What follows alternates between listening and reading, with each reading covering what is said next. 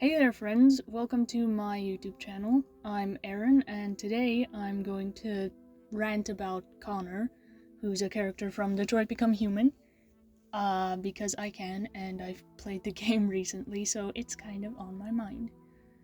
In the background, I'm drawing a commission for Kokomi. With that out of the way, I'm gonna start ranting now. So recently, last year, I started playing Detroit Become Human. I have had my eye on the game since it came out, because I originally watched Jacksepticeye play it, and from the moment I saw it, it was just a game that I've never seen before, and it really just hooked me. And for like the 7 years since, I've watched that video every single year, all those videos every single year, because just something about that game captured me. And I didn't know what at the time. Playing it for myself, I kind of have a grasp on why I felt so connected to the game, and the main reason is because of Connor. Connor is designed and programmed specifically to hunt deviants. He was made to accomplish that task, and will do anything he can to do so. He's efficient, methodical, headstrong, and entirely focused on his mission. He is a prototype, something made to test out the efficiency of an android made to hunt other androids. He knows that he's a prototype, and he knows he's made to hunt deviants. It's the core purpose of his programming. And so he's sent to the Detroit Police Department to work with Hank as his sidekick. This is obviously off-putting to the other investigators, most notably by Gavin, because of the risk of an android stealing their jobs as well, when they did specifically assume that their jobs would be safe. Because, to be fair, in the real world, when you look at robots, or AI in this instance, some people will look at their jobs and think it's not replaceable by these things. Being a detective is something that you need to be in the field for. You need to go after suspects, look at the evidence and analyze it and put it together, know things about human emotion and why they would do what they did, and so on and so forth. So when he comes into the Detroit Police Department, he's clearly a very off-putting presence to the other detectives. In the game, his task is to hunt deviants, find out why they're deviating, and help CyberLife prevent it from happening in the future. Now, we're gonna go on to his programming, because that's mainly his purpose in the game. When it comes to his programming, Connor has assets that other androids don't. The ability to test blood samples in real time, scan people and androids to identify models, blood type, criminal records, names, and occupations. With his interrogation programming, his voice and appearance, as he states it, is made to assist in interrogations as a means to ease the suspect and earn their trust more easily.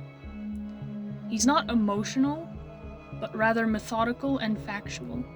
He'll switch tactics and do whatever it takes to pull a confession out of the suspect, even if it means going from a gentle, calm demeanor to yelling and accusations. 28 stab wounds! He does have the capability to show compassion towards suspects afterwards, as shown with Carlos's android when they try to pull him away. Yes, he does do this for the benefit of the investigation, but he also shows some empathy, depending on how you decide to play and look at it. But adapting to human unpredictability is one of my features. In his own words, he's programmed to adapt to human unpredictability. He's made to analyze decisions and the personality of a person, adapt to that to assist in the investigation. His main focus is his mission, and as such, building a cooperative relationship with the humans around him is a tactic to make it easier. A large portion of Connor's personality comes from his programming, but it does evolve into its own thing as the story goes on. Connor is nothing if not determined. He's focused on his goals and will do everything he must to accomplish them. Even as a deviant, he dives headfirst into the mission he's assigned for himself. He has an interest in learning everything he can about a person's situation or reasoning behind a decision. His primary function is information gathering, and he will utilize that function for personal reasons as well. He'll gather what he can about a person or the environment around him and utilize that information as needed. Because of his purpose to hunt deviants, Connor has strong opinions against them. Even when his empathy towards them is pointed out and brought to his attention, he refuses to acknowledge the fact that he might think of them as more than just deviants. It goes against his programming, and his programming is all he knows. Connor's relationship with Hank really depends on your decisions, but there are a few set-in-place opinions Hank has of Connor. He's very vocally upset about working with an android when he has prejudice against them. But as the writers pointed out, Hank very clearly sees Connor as someone or something that can pull him out of the routine he's fallen into. A distant hope, despite himself, that Connor might pull him out of his depression. Ever since his son died, Hank lost himself in his passive suicidal thoughts. He never really pulls the trigger, but he thinks about it every day. Passive suicide can be just as dangerous as active suicide. You're already dead to yourself, and your hope for the future is that you might end up in a grave soon.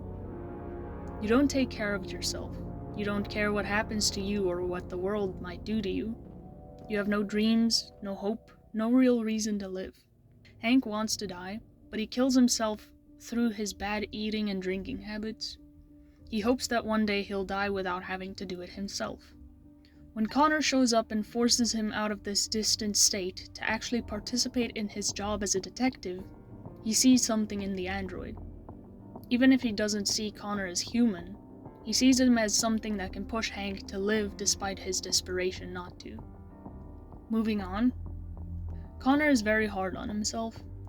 He's expected to succeed because of his programming, so when he fails, it hits him harder than it would your average person. Because how could he possibly fail if he was made not to? His entire being is built around his job, and how he has to succeed.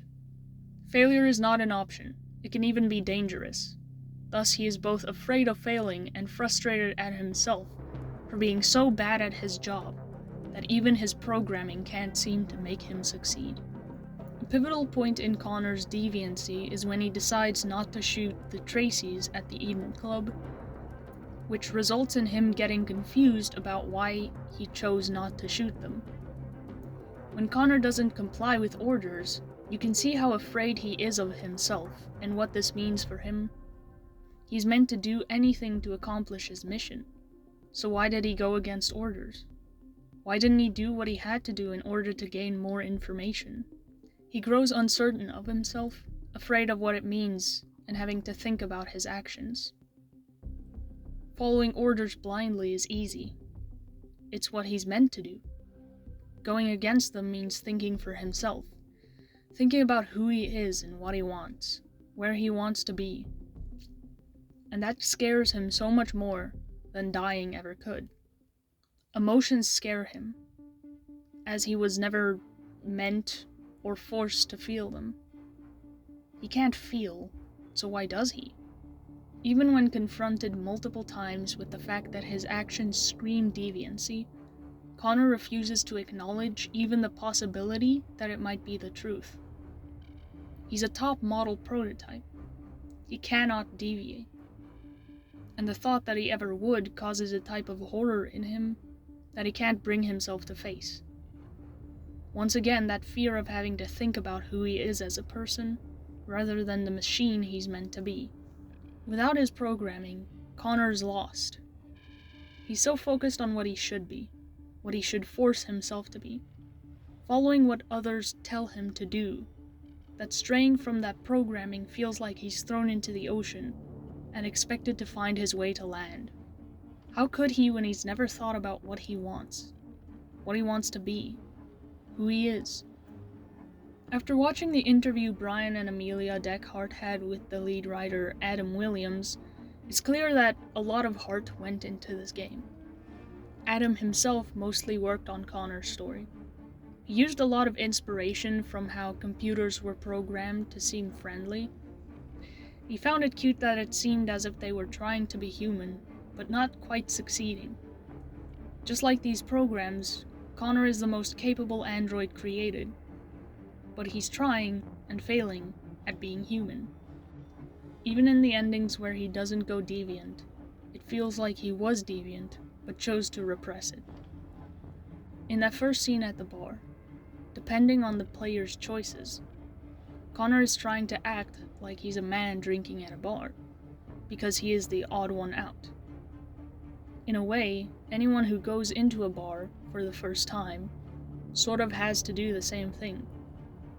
Everyone is always learning to be social, sort of the experience of wanting to be human, which comes out most in Connor's story, which is probably why he was, by far, the most popular character. Adam did a really good job of making Connor extremely relatable to the human experience. In different ways to different people, Connor is the first representation of themselves that they've seen in a video game. I know that's how I felt, and that's why I relate to him so much. It's a very human experience of having that, I know who I am, but can I be myself with the world? Which is why people relate to Connor in different ways. Gender identity, sexuality, neurodivergence. Connor is a character anyone can tie their identity to, because the thing he represents most is feeling out of place, the need to fit in, and the need to feel human, and seem human in a world with so many social cues and unspoken rules. As someone who is autistic, has ADHD, is trans, and doesn't conform to social norms in the way people expect it to, the way Connor tries to seem human and fit in, but he can't quite get it right, is relatable to me. I struggle to act like a quote-unquote normal person, because according to society, I'm not. And I don't get it right, no matter how hard I try. Because truthfully, that's not what I am. When the game first came out, there were a lot of different things that Connor was to a lot of different people, that I just haven't considered. It's really cool to me that so many people saw themselves in this character. It inspires me to hopefully make a similar character in my own stories. I relate to Connor in more ways than one, and playing this game after 7 years of first seeing it has made me feel more seen than ever. Connor's determination to complete his mission relates a lot to me. I had a dream when I was a child, a dream to one day use my art to make stories and inspire others. I stuck to that dream up until today, and I will continue to chase it until I accomplish it. It's ingrained in my bones, something I can't ever let go of. I can't ever force myself to give up, because I'm determined to make a difference in this world, and the only way I know how is through my stories. It's my mission, and I will accomplish it no matter what. Even if I die before I get to, which is, then it happens, then it wasn't meant to be. Adapting to human unpredictability. I've always been an introvert. I don't like going out or talking to people, but when I am forced to, I watch the people around me very closely. I pick up on their mannerisms, their tone, the meaning behind their words. It's strange since most autistic people have said that picking up on tone is extremely hard for them, but for me it comes almost naturally. I know when someone's lying, being sincere, hiding their emotions, what they really mean when they say something and what makes them uncomfortable. It's how people are drawn towards me because I make an effort to adapt to their personality and mannerisms. Which, while I do like making others feel comfortable, it does annoy me when they start thinking we're friends because we talked once and I was nice to them. This is a genuine issue. Leave me the fuck alone. Connor is very fixed in his programming. Pulling him away from it is like pulling teeth. He's stubborn and afraid of deviating from it, so he stays where he's comfortable, safe in what people tell him to be, or going against what people tell me I am. I've surrounded myself in a sort of bubble that tells me what I am and how I should be, and pulling away from that is extremely uncomfortable to me. It's caused me a lot of problems, such as never really knowing who I am, and relying on other people to tell me. I've never sat down and forced myself to think about it, and when I start to do it, I go into a crisis because I don't really know myself. All I know is what I've known since I was a child. I'm an artist and a storyteller. Maybe I don't have to be anything beyond that, but sometimes I wonder what it would be like to really know yourself beyond the surface level things. Having free will to just choose what you do with your life is extremely daunting to me. Because out of everything the world has to offer, how do you really choose what you want? On top of that, feeling emotions beyond my control, feeling things I'm not used to, is scary. I don't like it and it makes me uncomfortable. I'd rather stick to what I know, but I also know that that's holding me back from a lot in life. It's something I've slowly started to unlearn, but like Connor, it takes me time, and I have to get past the fear first. Let myself be afraid and slowly learn that it's okay. Character analysis is something I've come to really love. While I never really know who I am, something that helps me with that is looking at characters and seeing which parts of them I relate to. When I attach myself to a character, I feel like I know myself more than I would just talking or thinking about who I am in any other sense. I'm gonna do this more often in the future, and hopefully it's entertaining to you because it helps me unpack myself in the healthiest way I can think of. When it comes to the game, there are obviously a lot of flaws and things they didn't quite get right, but I personally want to focus on the things that I related to and that helped me feel seen. I might go into the writing process of the game because it does fascinate me a lot with the ways they went about it. Thank you for making it this far and listening to my rant about this autistic character. If you did like it, make sure to like the video and, I don't know, say something in the comments. drop an F-bomb. If you would like to support me otherwise, I do have a Patreon, which will be linked down in the description. Much appreciated. I'll hopefully see you in my next video then. Goodbye, my friends. Alright, I don't know if that sounded more robotic than I wanted it to. I guess when I listen back to the recording I'll know. Because I am not great at writing scripts or reading from them. Basically this whole thing is helping me learn how to read out loud without having to stutter a lot and mix my words, because I have a problem with that. I like reading in my head for a reason. I really do relate to Connor's character from Detroit Become Human. It's, I think a lot of people relate to him, which is why, he's one of the favorites. And it's for sure why he's my favorite. I'm gonna do a different video on a different analysis thing. I'm gonna do a bunch of different types of videos as well. Just because I want to. And I'm bored. Why not? And I like overthinking characters and shows and stuff, so yeah. Anyway. Ta-ta!